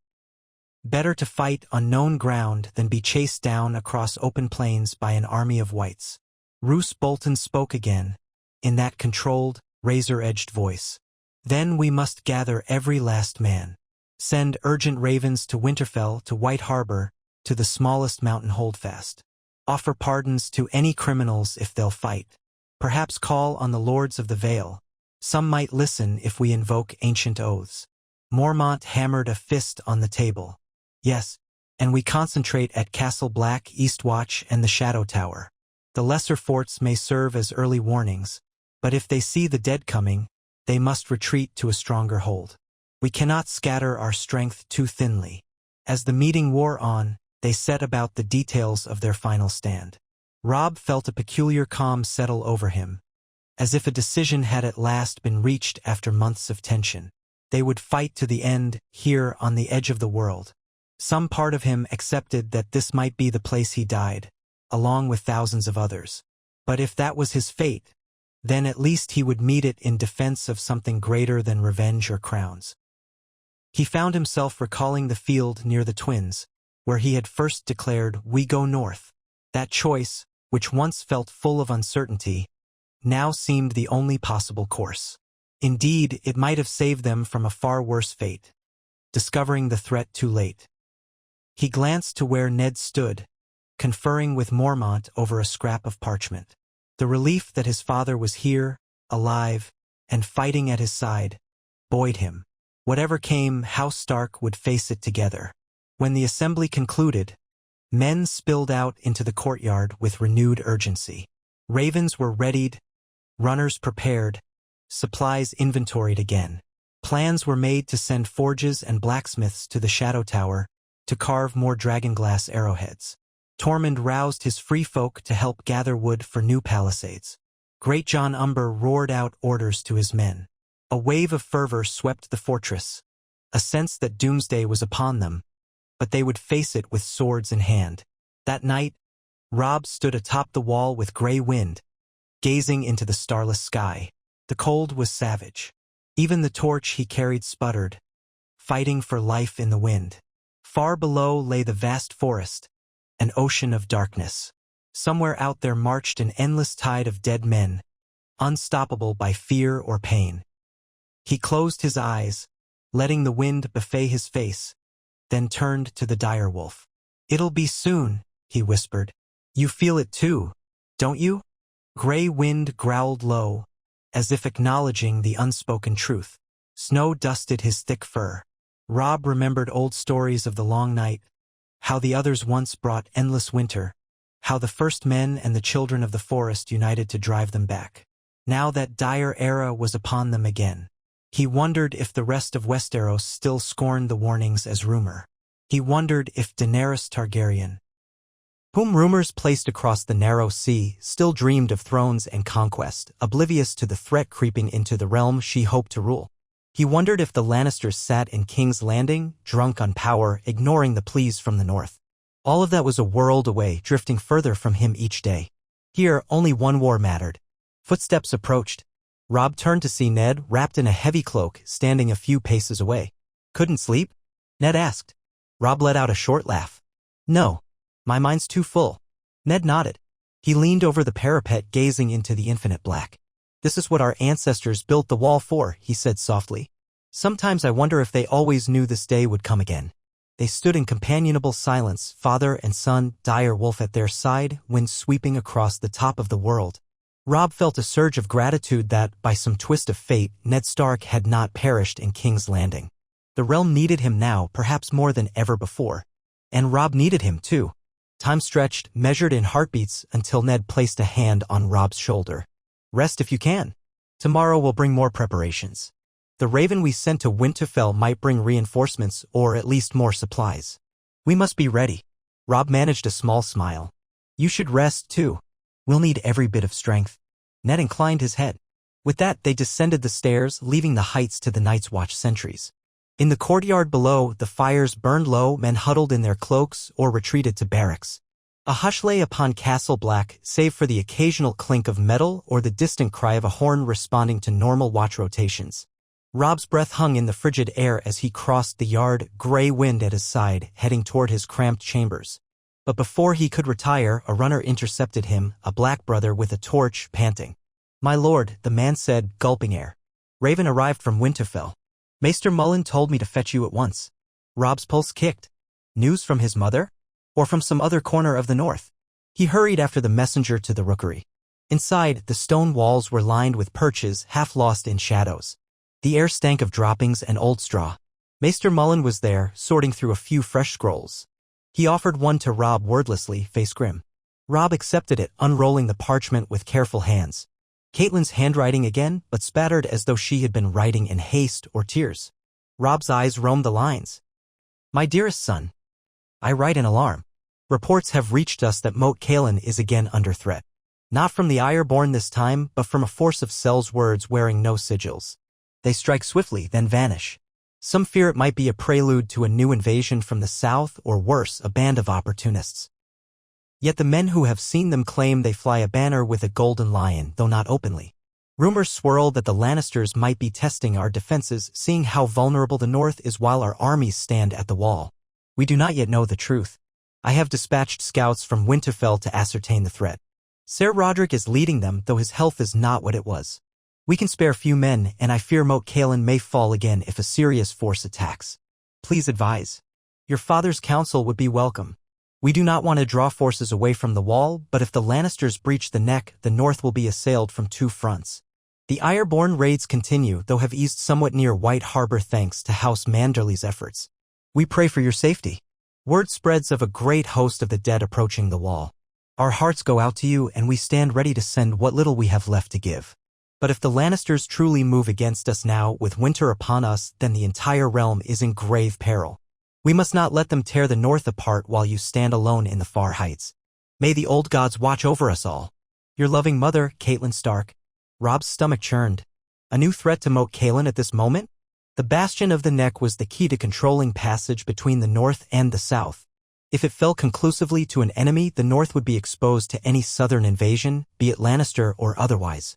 Part of him wanted to curse the name Tywin Lannister in every vile way he could. Hadn't the realm enough to worry about without a new front in this endless war? He closed his eyes, letting out a breath. The last lines hammered at him, we must not let them tear the north apart while you stand alone in the far heights. But he wasn't alone. He had thousands of men at the wall. Men who were bracing for an undead army that threatened all humanity. Could he spare any to ride south? No. The others were days away, or at most weeks. Drawing away a sizable force risked unraveling their entire defense. And yet, if the Lannisters or some allied Sel's-words seized Moat Cailin, they could cut off supplies or even drive a wedge up the King's Road, forcing the northern lords to fight a two-front war, living enemies at their backs, the dead at their gates. He reread the letter, searching for any hint that it was a false alarm. But Caitlin's words seemed certain. If the neck was threatened, it might be the first step in a larger incursion.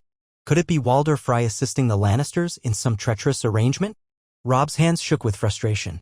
The realm was fracturing under him like a block of ice with too many cracks. Maester Mullen's voice was gentle. Shall I fetch your father? Rob took a moment. Yes, he said at last, folding the letter. We need to discuss this now. Soon enough, Ned arrived, weary but alert. His eyes went immediately to the parchment in Rob's hands. Rob passed it over without a word. As Ned read, his expression darkened, mouth set in a grim line. When he finished, he closed his eyes briefly, as if wrestling with the magnitude of events. If Tywin Lannister is moving against Moat Cailin, he murmured, then the north is in peril from more than one direction. Rob exhaled. We can't abandon the wall. But we can't ignore an invasion in the neck either. Ned's brow furrowed. No, we can't. The question is, how can we respond with so few men to spare? Silence settled in the small rookery. Ravens rustled in the shadows. Rob's mind raced, searching for answers. They could dispatch a token force to hold Moat Cailin, but if the Lannisters truly came in force, that would be a death sentence. Or they could send a large detachment from the wall, which might tip the balance in the other's favor if the undead attacked soon. We might rely on the local garrisons, he ventured. Barrowdon, House Dustin. House Reed in the swamps of the Neck. The Reeds know that land better than anyone. If the Lannisters are trying a stealthy approach, the Crannogmen might stymie them. We can coordinate with them from here, send messages telling them to converge at Moat Cailin. If they can harass the invaders enough, maybe they can hold until we see whether the others strike soon. Ned stroked his beard, nodding. House Reed is cunning, and the swamps give them an advantage. But if Tywin has paid for Sel's-words who know how to handle that terrain, or if he's allied with Walder Frey for safe passage, this might be more dangerous. Still, we have no choice. We cannot divide our armies right now. Robb felt some measure of relief. At least there was a plan that didn't involve gutting the wall's defenses. We'll send word to Howland Reed immediately, he said. And to Lady Dustin, telling her to gather as many men as she can spare to fortify Moat Cailin. If need be, we can deploy a force from here, but only if we see the others aren't attacking. Ned pursed his lips. Your mother might not like it, but it's our only option.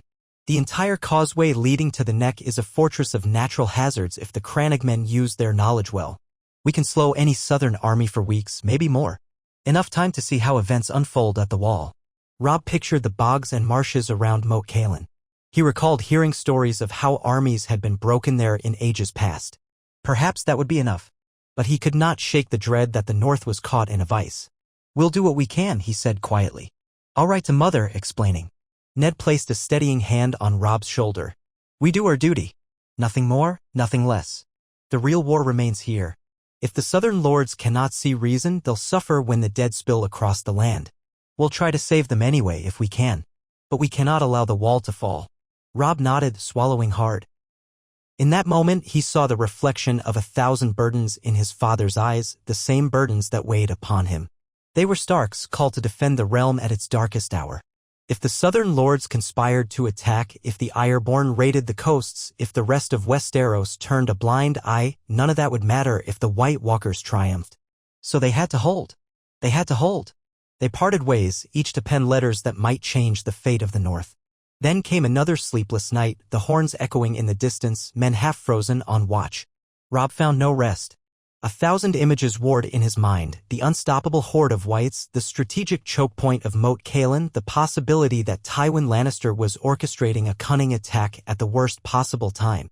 Sometimes, in his exhaustion, he imagined he heard laughter in the wind, cruel, mocking laughter that might belong to the ghosts of the others or to the spidery cunning of the Lord of Casterly Rock. The lines between nightmares blurred. Days crawled by. Ravens flitted in and out. Word arrived that Lord Howland Reed had indeed mobilized his Crannogmen. They would sabotage causeways, lay traps in the marshes, and send watchers to keep track of any approaching army. Another raven brought news that House Dustin had mustered at least 200 men near Barrowton, ready to move. The mood in Winterfell was tense, but they were resolute. Caitlin had written again, more composed now, indicating she understood the situation. She prayed the others would not strike so soon that the North was forced to stand alone on both fronts. But as the final days of that month waned, the watchers along the wall reported strange sightings to the west. A swarm of ravens took flight as if disturbed by some presence. Men on the western ramparts glimpsed unnatural shapes drifting through the snowy foothills. Fires flickered in the distant night sky, unexplained.